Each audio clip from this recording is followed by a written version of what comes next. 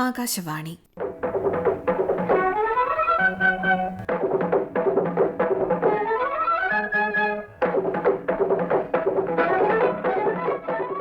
തിരുവനന്തപുരം പ്രാദേശിക വാർത്താ വിഭാഗം അവതരിപ്പിക്കുന്ന വാർത്താ തരംഗിണി.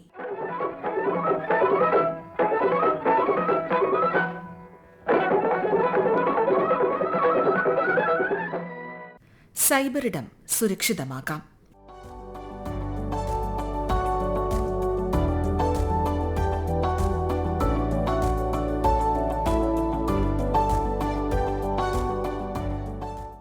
ശാസ്ത്ര സാങ്കേതിക രംഗത്ത് ലോകത്താകമാനം വിപ്ലവകരമായ മാറ്റങ്ങൾ അനുദിനം സംഭവിച്ചുകൊണ്ടിരിക്കുകയാണ്.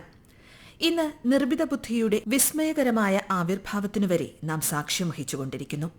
നമ്മുടെ ജീവിതത്തിന്റെ തന്നെ ഭാഗമായി മാറിയിരിക്കുന്ന വിവിധ രൂപത്തിലും ഭാവത്തിലുമുള്ള സൈബറിടങ്ങൾ ഇന്നുണ്ട്. നാം ഓരോരുത്തരും നാം അറിയാതെ തന്നെ സാങ്കേതിക വിദ്യയുടെ ഭാഗമായി മാറിക്കഴിഞ്ഞു. അതോടൊപ്പം അറിയേണ്ടത്, അതേ സാങ്കേതികവിദ്യ നമ്മെ ഭീകരമായ അപകടാവസ്ഥകളിലേക്ക് കൊണ്ടെത്തിക്കാം എന്നതാണ്. അതിനാൽ സാങ്കേതികവിദ്യ ഉപയോഗപ്പെടുത്തുന്നതോടൊപ്പം സുരക്ഷയെക്കുറിച്ചും ഇതിലടങ്ങിയിരിക്കുന്ന അപകട സാധ്യതകളെക്കുറിച്ചും ജാഗരൂകരായിരിക്കുക എന്നതും പ്രധാനമാണ്. ഓൺലൈൻ പണത്തട്ടിപ്പ്, digital arrest, online gaming, online ചൂഷണങ്ങൾ എന്നിങ്ങനെ തട്ടിപ്പുകൾ പലവിധം. ഒരു കമ്പ്യൂട്ടറും ഒരു നെറ്റ്വർക്കും ഉൾപ്പെടുന്ന ക്രിമിനൽ പ്രവർത്തനത്തെയാണ് സൈബർ ക്രൈം എന്ന് വിളിക്കുന്നത്. ഓൺലൈൻ പണത്തട്ടിപ്പിൽപ്പെട്ട് കോടികൾ നഷ്ടപ്പെട്ടവരുടെ വാർത്തകൾ മലയാളിക്ക് പുതുമയല്ലാതായിട്ട് കുറച്ചു കാലങ്ങളായി.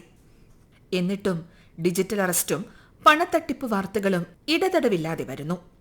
ലക്ഷങ്ങൾ മുതൽ കോടികൾ വരെ നഷ്ടപ്പെട്ടവരുടെ പരാതികൾ സൈബർ പോലീസ് അന്വേഷിച്ചുകൊണ്ടിരിക്കുന്നു. നാണക്കേട് ഭയന്ന് പരാതിപ്പെടാതെ നഷ്ടം സഹിക്കുന്നവരുടെ എണ്ണം പരാതിക്കാരെക്കാൾ കൂടുതലാണെന്നാണ് വിവരം. ഉന്നത പദവികളിൽ ജോലി ചെയ്തിരുന്നവരും ഉയർന്ന വിദ്യാഭ്യാസമുള്ളവരും അനായാസം ഫണ്ട് കൈകാര്യം ചെയ്യുന്നവരുമാണ് തട്ടിപ്പുകാരുടെ വലയിൽ വീഴുന്നതെന്നാണ് അതിശയിപ്പിക്കുന്ന യാഥാർത്ഥ്യം. സൈബർ ഓപ്പറേഷൻസ് വിഭാഗം deputy superintendent of police Shri Arunkumar S. Hello അമ്മേ, ഇത് ഞാനാണ്. അമ്മയുടെ മകൻ ഷാജി. അമ്മ, എനിക്കൊരു അപകടം പറ്റി. ഞാനിപ്പോൾ ആശുപത്രിയിലാണ്. കാല് നല്ല പരിക്കുണ്ട്. ഉടനെ ഒരു സർജറി വേണം. അമ്മ ഇപ്പോൾ തന്നെ 1 ലക്ഷം രൂപ എൻ്റെ ഈ കൂട്ടുകാരൻ്റെ അക്കൗണ്ടിൽ നമ്പറിലേക്ക് അയക്കണം. ഇത്തരമൊരു വീഡിയോ കോൾ നിങ്ങൾക്ക് ലഭിച്ചാൽ എന്ത് ചെയ്യും?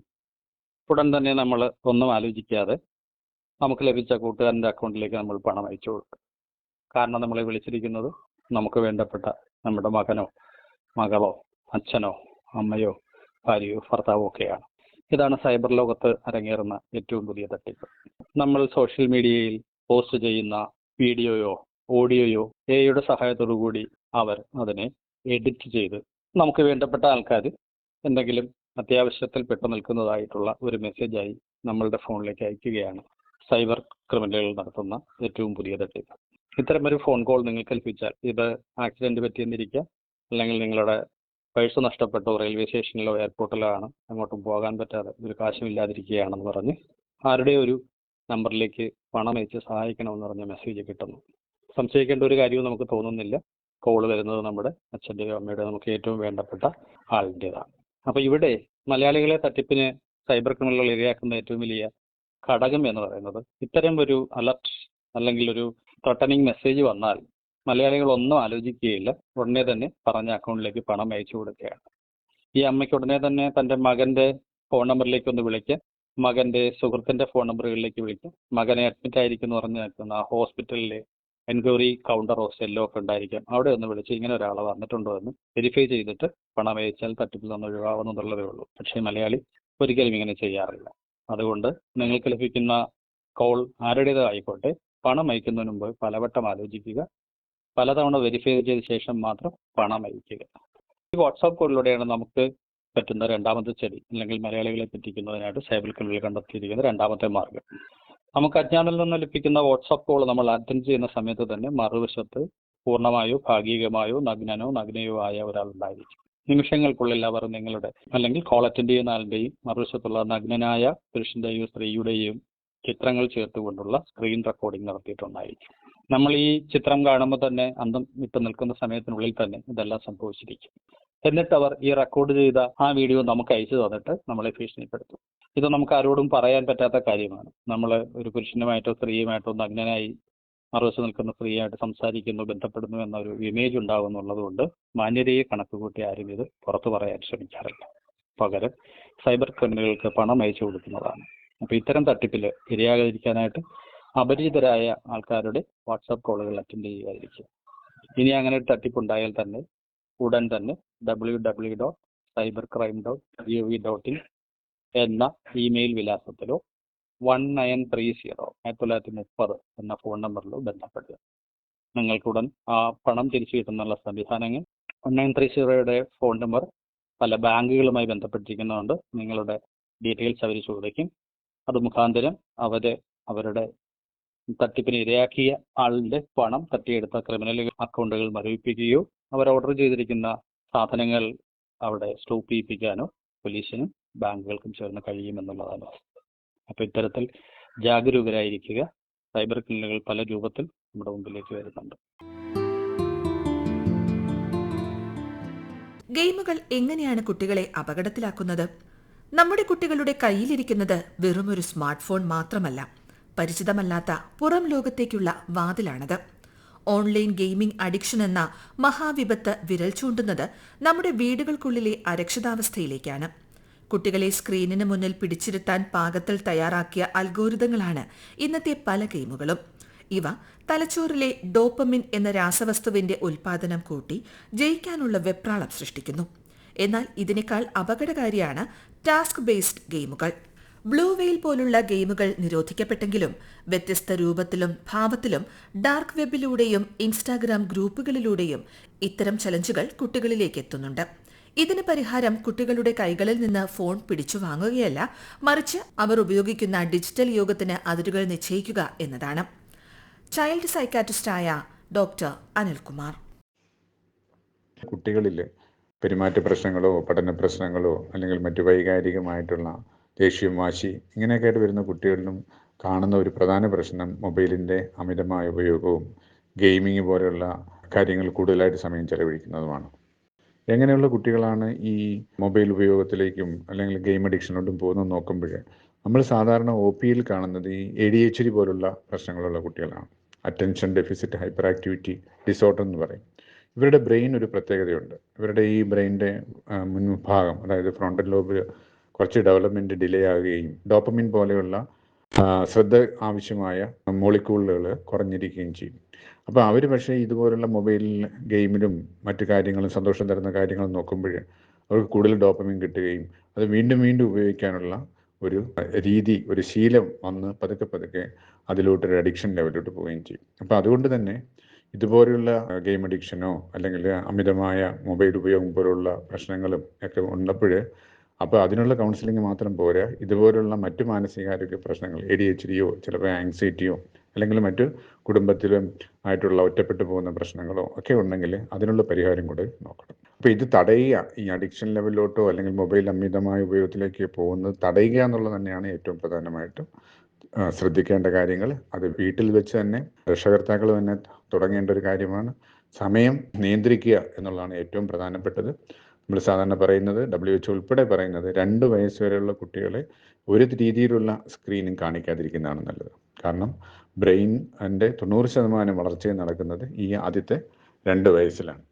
2 വയസ്സ് തൊട്ട് 5 വയസ്സ് വരെയുള്ള കുട്ടികളെ കൂടിപ്പോയാൽ അരമണിക്കൂർ, അതും പേരൻസിൻ്റെ സൂപ്പർവിഷനിൽ വേണം ഈ മൊബൈലും മറ്റ് സ്ക്രീനും ഉപയോഗിക്കാൻ നൽകേണ്ടത്. 5 വയസ്സ് തൊട്ട് 12 വയസ്സ് വരെ ആണെങ്കിൽ മാക്സിമം 1 മണിക്കൂർ, അതും തുടർച്ചയായിട്ടല്ല, അരമണിക്കൂർ ഒരു സമയത്തും പിന്നെ ഒരു അരമണിക്കൂർ പിന്നെയും. അപ്പോൾ ഇവരെന്താ കാണുന്നത് എന്നുള്ളത് പേരൻസിൻ്റെ ഒരു ശ്രദ്ധ വേണം.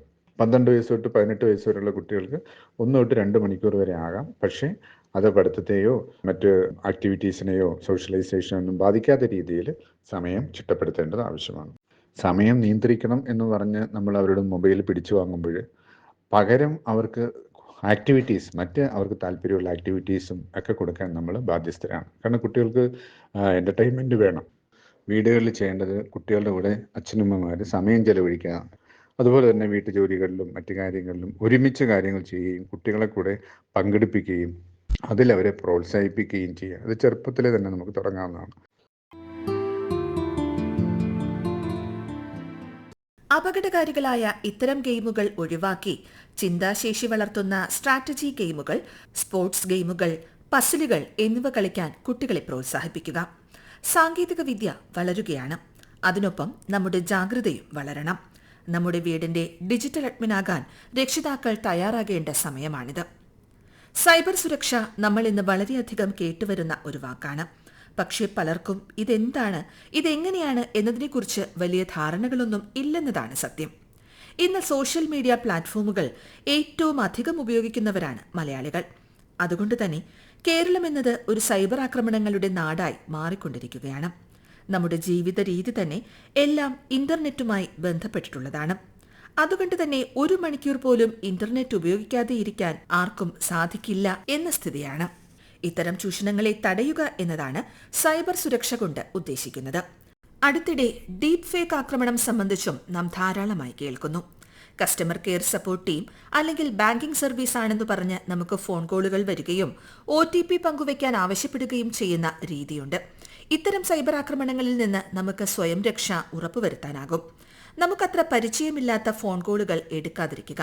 ഫോണിലൂടെ OTP പങ്കുവയ്ക്കാതിരിക്കുക. ഇമെയിലിലേക്കോ വാട്സപ്പിലേക്കോ വരുന്ന ലിങ്കുകൾ തുറക്കരുത്. നമ്മുടെ ജനന തീയതി, phone number, email ID, location വിവരങ്ങൾ പോലുള്ള നമ്മുടെ വ്യക്തിപരമായ വിവരങ്ങളൊന്നും പൊതു പ്ലാറ്റ്ഫോമിൽ പങ്കുവയ്ക്കരുത്. വ്യക്തി വിവരങ്ങൾ ഉപയോഗിച്ച് പാസ്വേഡുകൾ ഉണ്ടാക്കാതിരിക്കാം.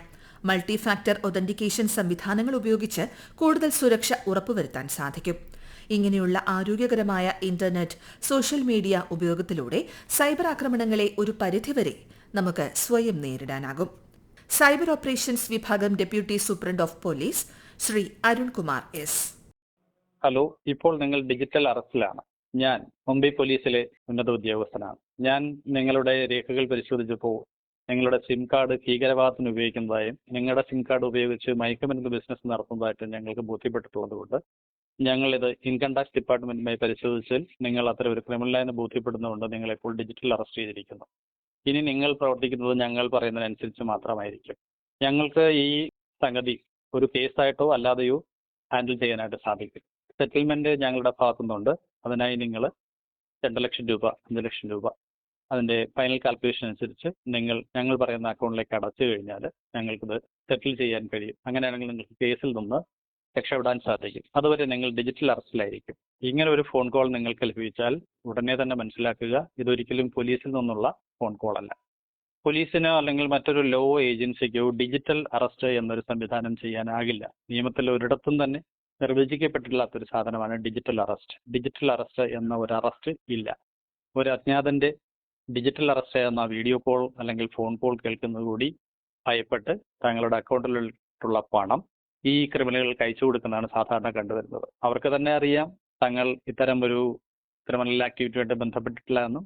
ഡിജിറ്റൽ അറസ്റ്റ് എന്നൊരു അറസ്റ്റ് നിലവിലില്ല. അതിനെക്കുറിച്ച് ഭയപ്പെടാതിരിക്കുക. അങ്ങനെ ആരെങ്കിലും ഡിജിറ്റൽ അറസ്റ്റ് നിങ്ങളെ ചെയ്തിരിക്കുന്നു എന്ന് പറഞ്ഞ് ഭീഷണിപ്പെടുത്തി പണം അയച്ചു കൊടുക്കണമെന്ന് പറഞ്ഞാൽ ഉടൻ തന്നെ തൊട്ടടുത്ത പോലീസ് സ്റ്റേഷനിലോ 1930 എന്ന ഫോൺ നമ്പറിലോ ബന്ധപ്പെടുക.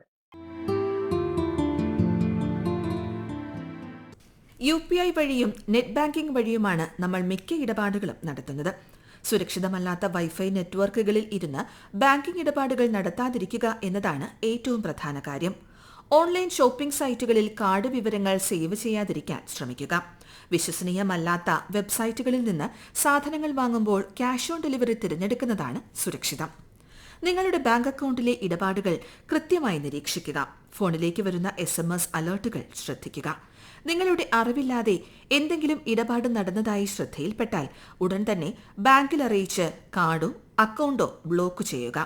സൈബർ തട്ടിപ്പിന് ഇരയായാൽ എത്രയും വേഗം 1930 എന്ന ഹെൽപ്പ് ലൈൻ നമ്പറിൽ വിളിച്ച് പരാതിപ്പെടുക. ജാഗ്രത കൊണ്ട് തടയാവുന്നതാണ് സൈബർ തട്ടിപ്പുകളിൽ ഏറെയും. സൈബർ ഇടത്തിൽ പരിചയപ്പെടുന്നവരെ പറ്റി ജാഗരൂകരാവുക. അക്കൗണ്ട് വിവരങ്ങൾ വെളിപ്പെടുത്താതിരിക്കുക. ഭീഷണികൾക്ക് വശംവദരാകാതെ പോലീസ് സഹായം തേടുക. സാമൂഹ്യ മാധ്യമങ്ങൾ ശരിയായ വിധത്തിൽ ഉപയോഗിക്കുക. ശ്രദ്ധയും അറിവും ജാഗ്രതയും ഉറപ്പാക്കുക. സാങ്കേതിക വിദ്യയ്ക്കൊപ്പം സുരക്ഷിതരായി ജീവിക്കാം. വാർത്താ തരംഗിണി സമാപിക്കുന്നു. ഏകോപനം ലെമി ജി നായർ. തയ്യാറാക്കി അവതരിപ്പിച്ചത് ലക്ഷ്മി ശ്രീ വിജയ. വാർത്താ തരംഗിണി ഇനി വ്യാഴാഴ്ച രാവിലെ 9 മണിക്ക്.